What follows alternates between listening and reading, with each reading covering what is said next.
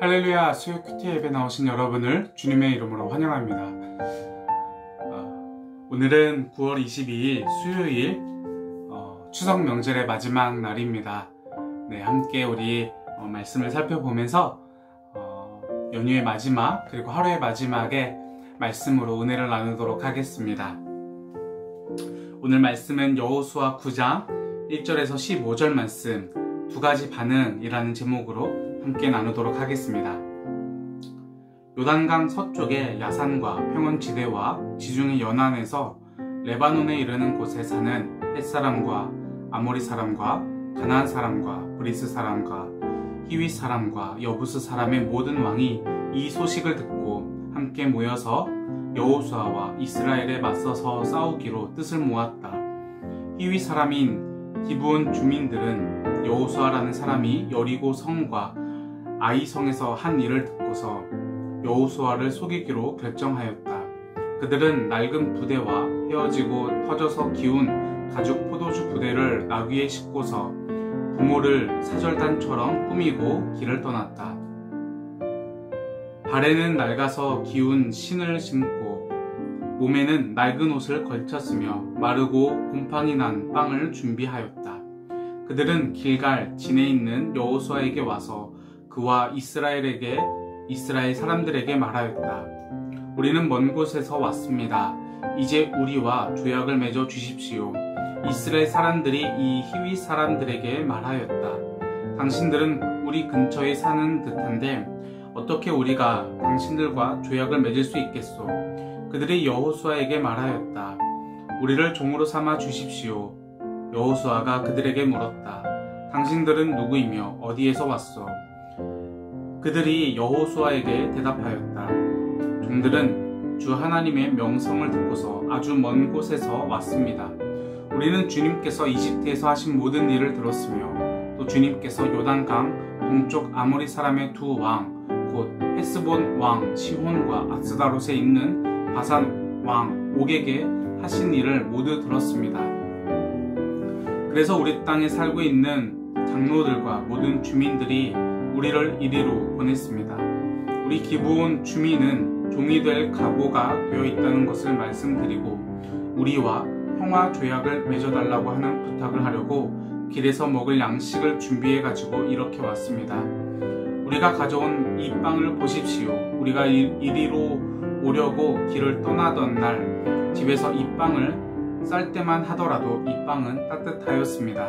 그러나 보십시오. 지금은 말랐고 곰팡이가 났습니다. 우리가 포도주를 담은 이 가죽 부대도 본래는 새 것이었습니다. 그런데 보십시오. 낡아서 찢어졌습니다. 우리가 우리의 옷과 신도 먼 길을 오는 동안 이렇게 낡아서 헤어졌습니다. 이스라엘 사람들은 어떻게 해야 할지를 주님께 묻지도 않은 채 그들이 가져온 양식을 넘겨받았다. 여호수아는 그들과 화친하여 그들을 살려준다는 조약을 맺고 회중의 지도자들은 그 조약을 지키기로 엄숙히 맹세하였다. 아멘. 하나님 나라 묵상하기. 성경 속의 하나님 나라. 이스라엘에 관한 소문을 들은 가나안의 왕들은 숨을 죽이고 상황을 지켜보고 있었습니다. 초자연적인 요단 도하와 여리고 정복은 그들을 얼어붙게 만들었습니다. 하지만 비록 패배하기는 했으나 아이성이 이스라엘에게 보여준 모습은 충분히 맞설만하다는 인상을 주었던 모양입니다.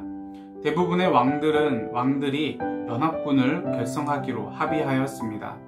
그런데 단 한 성 기브온 사람들은 이스라엘과 평화조약을 맺기로 결정했습니다. 그들은 이스라엘이 가나안 거민과는 조약을 맺지 않는다는 사실을 어떻게 알았는지 가나안 바깥 지역의 민족이라 속이기 위해 낡은 옷차림과 곰팡이 난 빵을 준비했고 결국 평화조약을 얻어내는 데 성공합니다.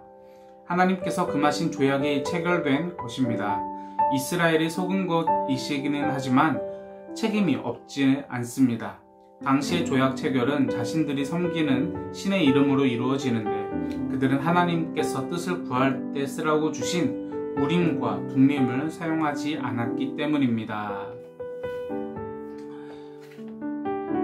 네, 함께 우리 말씀의 은혜를 나누도록 하겠습니다.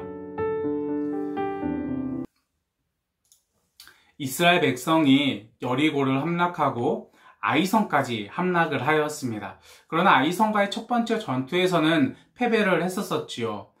가나안에 머물고 있는 많은 부족들이 이집트에서 일어난 그들이 이집트에서 노예에서 탈출한 장면, 그리고 홍해를 건너고 요단강을 건너고 여리고성을 무너뜨릴 때까지만 하여도 그들은 너무나 무서워서 벌벌 떨었을 것 같습니다. 그런데 아이성과의 전투에서 정말 보잘것없어 보이는 이 아이성에게 패배한 이스라엘의 모습을 보면서 가나안에 있는 6부족은 아마도 희망이 생겼을 것 같습니다. 우리가 연합하자, 우리가 힘을 모아서 전쟁을 잘 준비하면은 아무리 이스라엘이 여리고성을 무너뜨렸다 할지라도 우리가 이길 수 있지 않을까라는 그런 마음이 생겨났고 많은 부족들이 힘을 모아서 연합하기 시작하였습니다.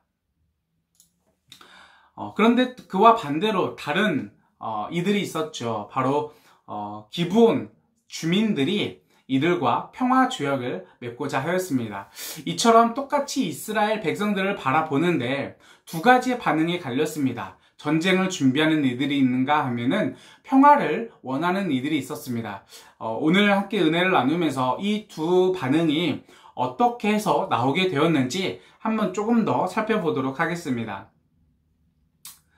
먼저 이들이 어떤 사람들인가를 우리가 좀 살펴보아야 할 것 같습니다. 먼저 전쟁을 준비했었던 이들을 보면 이렇습니다. 1절에 6부족이 나오게 됩니다. 헷사람, 아모리 사람, 가나안 사람, 브리스 사람, 히위 사람, 여부스 사람이라고 말하는 6부족이 모였습니다. 그런데 이 중에서 많은 이들이 전쟁을 준비하자라고 의견을 모은 것이 아니라 그 중에서 특히나 왕들이 그들과의 전쟁을 준비하자라고 말을 합니다. 그들이 이렇게 전쟁을 준비하고자 했었던 그 이유는 아마도 이스라엘 백성들이 아이성에게 패배한 장면을 보았기 때문일 것입니다. 자, 이 왕들은 소위 우리가 말하기를 기득권이라고 표현을 할 수 있을 것 같습니다. 이들은 부가 있었고 명예가 있었고 또 권력이 있었습니다. 당장 이스라엘 백성들과의 전쟁을 통해서 그들이 패배하게 되면은 그들이 누리고 있었던 모든 것들을 잃어버릴 위기에 처해진 것입니다.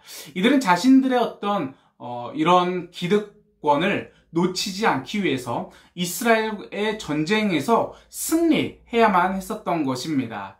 반대로 이들과 평화를 맺고자 했었던 이들이 있습니다. 이들은 누구였을까요? 3절에 이들은 기브온 주민들이라고 말을 하고 있습니다. 다시 말해서 이들에게는 기득권이라고 말한 그런 것이 없었던 것이죠. 누릴 수 있는 부가 없었고 명예가 없었고 권력이 없었습니다.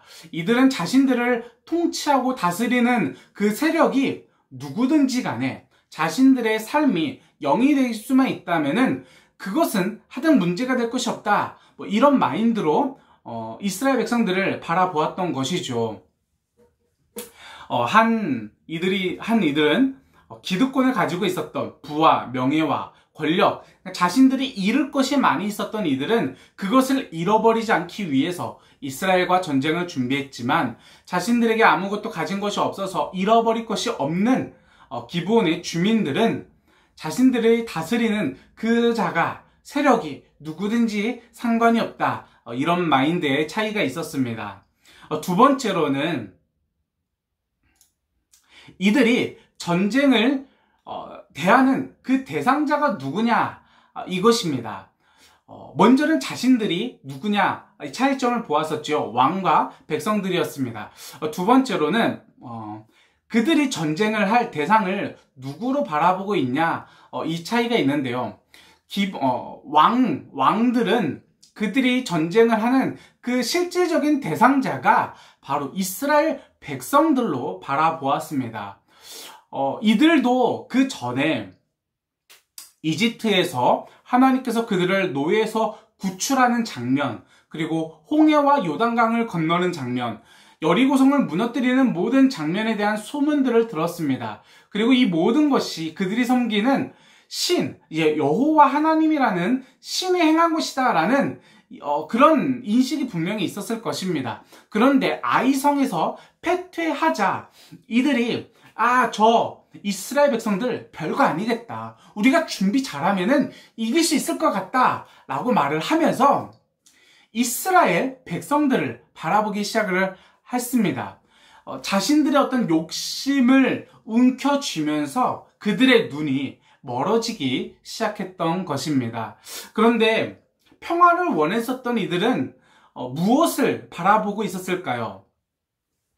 그들이 이스라엘 백성들에게 찾아왔습니다. 당신들과 평화를 맺고 싶습니다 라고 말하자 이스라엘 백성들의 지도자들이 이렇게 묻습니다. 당신들은 누구이며 어디에서 왔습니까? 라고 묻자 히윗 사람 기브온 주민들이 말하기를 우리는 여호와 하나님의 명성을 듣고 왔다 라고 말을 합니다. 하나님께서 이집트에서 노예였었던 그들을 구출해내신 것, 그리고 홍해와 요단강을 건너시는 그 모든 하신 일하심과 업적들을 우리가 익히 들었습니다. 소문을 들었습니다. 그 하나님에 대해서 우리가 듣고서 당신들과 평화 조약을 맺기 위해서 먼 길에서 찾아왔습니다 라고 말을 하고 있는 것입니다. 자, 전쟁을 준비하는 이들은 어떤 이들이었습니까? 욕심이 가득한 자들이었습니다. 탐욕이 있는 자들이었습니다. 그 탐욕으로 인해서 하나님을 바라보는 눈이 멀게 되었습니다. 그러나 기브온 주민들, 평화를 원했었던 이들은 욕심이 없었습니다. 탐욕이 없었습니다. 그리고 하나님을 바라보는 그 눈이 여전히 남아 있었습니다. 이것이 그 둘 간에 분명한 그 반응이 갈라지게 된, 극명하게 바뀐 차이점일 것입니다. 사람은 욕심이 과해지면 눈이 어두워지게 됩니다. 마치 하와가 선악과에 대한 그 탐욕으로 말미암아 하나님의 말씀을 정확하게 기억하지 못하였던 것처럼 가나안 땅의 왕들은 자신들의 그 누리고 있었던 그 부와 명예와 권력들, 이런 것들을 놓치지 않기 위한 그 욕심 때문에 그들이 이미 익히 알고 있었음에도 불구하고 하나님을 지워버리게 되었습니다. 그리고 이스라엘 백성들과의 전쟁을 준비하고 있었던 것이죠. 그러나 기브온 주민들은 달랐습니다.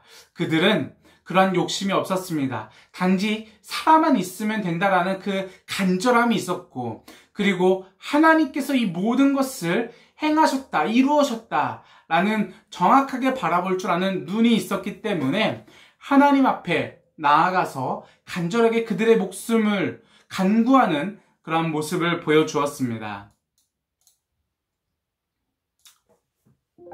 욕심이라는 것이 바로 이런 것 같습니다. 욕심은 우리가 하나님을 바라보지 못하게 만드는 그러한 가림막이 되는 것 같습니다. 가나안 땅의 6 부족의 왕들이 그 욕심 때문에 하나님을 바라보지 못하였던 것처럼, 혹 우리들의 그 욕심 때문에 하나님을 바라보지 못하는 그러한 모습이 있지는 않을까 고민하게 되었습니다. 문득 하루하루 살아가면서 이런 것이 있었으면 좋겠다, 또는 이런 것이 이루어졌으면 좋겠다, 우리의 삶에 이런 조금은 누리고 싶은 것이 있다라는 이런 작은 욕심 하나하나들이 우리들이 하나님을 외면하게 만드는 그런 계기가 되지는 않을까 싶었습니다. 하루하루 열심히 살아가시는 여러분들, 이루고 싶은 것이 많고 또 하고 싶은 것이 많고 또 누리고 싶은 것이 많은 이 요즘 시대에 그러한 욕심 때문에 하나님을 잃어버리지 않기를 소망합니다. 하루하루 살아가면서 하나님께서 우리의 삶에 주신 그 작은 것에 만족하고 감사할 줄 알면서 하나님을 매일매일 바라보는 저와 여러분들 되시기를 주님의 이름으로 소망합니다. 네, 이것으로 오늘 수요 큐티 예배를 마치도록 하겠습니다. 연휴의 마지막 날, 그리고 또 하루의 마지막을 보내면서 여러분들 하루 잘 마무리하시고 연휴 잘 마무리하시고 또 내일부터 다시 출근해서 열심히 하루 살아갈 때 하나님과 동행하는 우리 모두 되시길 소망합니다. 그럼 우리는 다음 주 수요 큐티 때 뵙도록 하겠습니다. 다음 주에 뵙겠습니다.